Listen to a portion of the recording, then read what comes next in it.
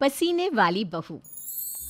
हाय रब्बा, अरे नास पीटी, पसीने बहा बहा के पूरे घर में पसीने की बाढ़ को बुलावा दिया है तूने। अरे तो मैं क्या करूं माँ जी, आप ही बताओ। अरे भगवान से गुहार लगाओ के उठा ले मुझे।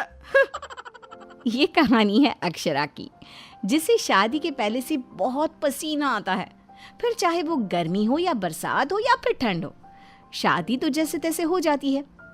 अक्षरा के पति रणवीर को ये बात पता नहीं होती कि अक्षरा को इतना ज्यादा पसीना आता है, और ना ही उसकी सास कौशल्या और ससुर ब्रिजमोहन को पता था।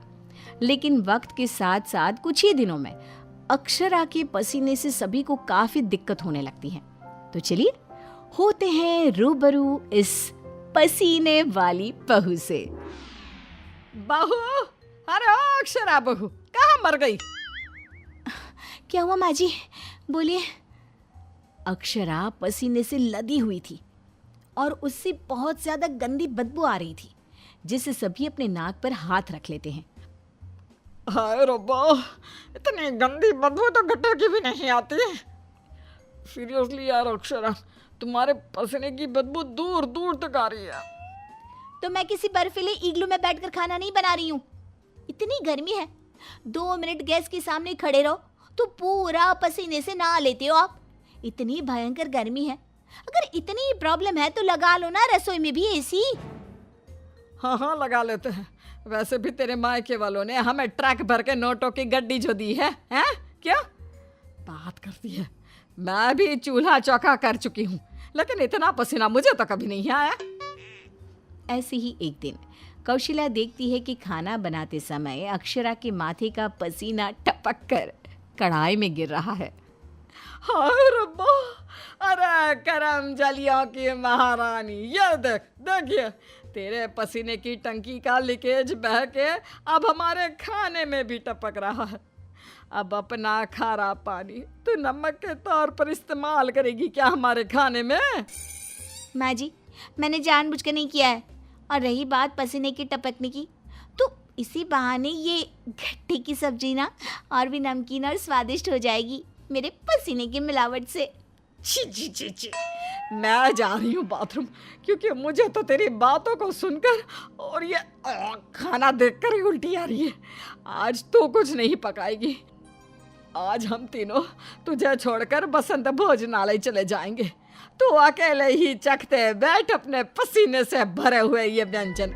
अगले दिन जब रणवीर दफ्तर से घर आता है, तभी वो अपने कमरे में अक्षरा से कहता है, अक्षरा, कल बॉस की वाइफ का बर्थडे है, इसलिए उन्होंने हमें खास न्योता दिया है, तो तुम और मैं कल पार्टी में जाएंगे। मैं ब्लैक कोट पहनूंगा, तो तुम ब्लैक साड़ी पहन लो।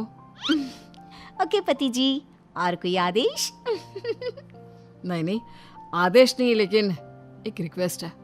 वैसे तो पार्टी में एसी होगी, लेकिन फिर भी ना, तुम पूरी परफ्यूम की बोतल को अपने ऊपर छिड़क के ही चलना। एक क्या, मैं तो कहता हूँ 5 चाय बोतल को छिड़क लो ना, क्योंकि अगर किसी ने तुम्हारे पसीने की बदबू को सूंघ लिया ना, तो फालतू में सीन क्रिएट हो जाएगा वहां पर। ठीक है? मुंह टेढ़ा करके अक्षरा जवाब देती है, ठीक है, लगा लूंगी, खुश। अगले दिन पार्टी के लिए अक्षरा सच में 5 परफ्यूम की बोतल को अपने ऊपर छिड़क कर सज धज के रणवीर के साथ पार्टी में चली जाती है।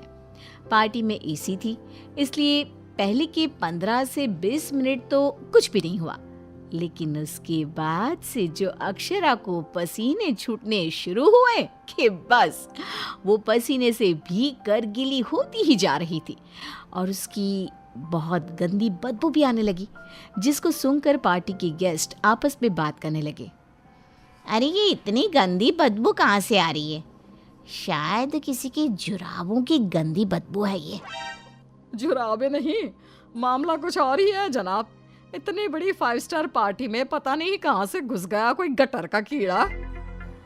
तभी रणवीर अक्षरा को धीरे से कहता है, तुम्हें कहो तो ना, परफ्यूम, पाउडर और साबुन से 10 बार नहाना।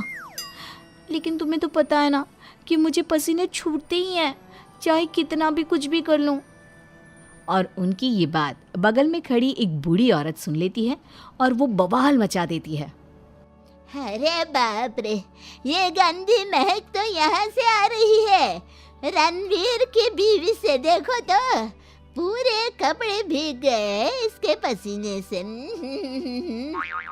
सभी रणवीर और अक्षरा पर बहुत हंसते हैं। रणवीर घर जाने के बाद अक्षरा को खूब डांटता है। मिला देना पानी में मेरी पूरी मेहनत से कमाई हुई इज्जत। अरे अक्षरा बहू, किस मिट्टी की बनी हो तुम, जो पसीने का झरना बहता ही रहता है तुम्हारे बदन से 12 महीने और 2400 घंटे नॉन स्टॉप। अरे अभी तो इस कलमुहे के कलेजे को ठंडक पड़ी होगी। लोगों के कुंडली में मार्केश दोष होता है, लेकिन हमारी बहू की कुंडली में पसीना दोष है। अक्षरा को अपने ससुराल वालों की बातें सुनकर बहुत बुरा लगता है, लेकिन फिर भी वो कुछ नहीं कहती और अपने पसीने बहने को अपनी गलती मानकर चुप रह जाती है। दिन बीतते जाते हैं, गर्मी का प्रकोप बढ़ते जाता है और अक्षरा के लिए गर्मी और भी बड़ी मुसीबत बन जाती है। उसे पसीने से पूरे हाथ, पांव, गले, चेहरे और बदन पर घमौरियां आ जाती है, जिसके कारण उसे खूब जलन महसूस होती है। बहुत जलन हो रही है। माँ जी ने एसी का रिमोट भी छुपा के रखा है, इसलिए ताकि मैं एसी ना लगाऊं और बिजली का बिल बच जाए। मम्मी जी, बहुत आग लग रही है। अक्षरा जाकर बाल्टी भर पानी अपने आप पर डाल देती है, तब जाके उसे थोड़ी सी राहत मिलती है। अक्षरा के पसीने से तंग आकर कौशल्या अब दिन रात घर में अगरबत्ती और अरोमा कैंडल जलाती। अच्छा हुआ जो रणवीर ने ये खुशबू वाली मोमबत्तियां ला कर दी, इनसे हर जगह अच्छी महक आ रही है। हाँ कौशल्या, बड़ी अच्छी सुगंध है, अगरबत्ती और मोमबत्ती दोनों की भी। लेकिन तभी वहां पर बाजार से सामान लाकर पसीने से लदी हुई अक्षरा आ जाती है और उसके पूरे बदन से बदबू आ रही थी और बाल तो पूरे पसीने से भीग गए थे और फर्श पर पसीने की बूंदें भी टपक रही थी। और ये बदबू इतनी तेज होती है कि मोमबत्ती और अगरबत्ती की महक को फेल कर देती है। हाय रब्बा, आ गई करम जली। इसके बदन के पसीने ने तो इतनी महंगी सुगंध वाली मोमबत्ती और अगरबत्ती के खुशबू के दांत भी खट्टे कर दिए। बाहर इतनी भीषण गर्मी है मम्मी जी, ऐसा लग रहा है मानो हम किसी ओवन में बंद हो गए हो और केक की तरह बेक हो रहे हो। उफ। दिन ब दिन अक्षरा का पसीना दुश्वार कर देता है सबका जीना। कभी वो सोते समय पूरे बेड के साथ साथ साइड में रखे हुए रणवीर की इम्पोर्टेंट फाइल्स को अपने पसीने से भिगा देती, तो कभी वो गर्मी से अपने बालों में हुए जुओं को गलती से खाने में मिला देती। हाय रब्बा, आज तो हद ही हो गई, खाने में जुए।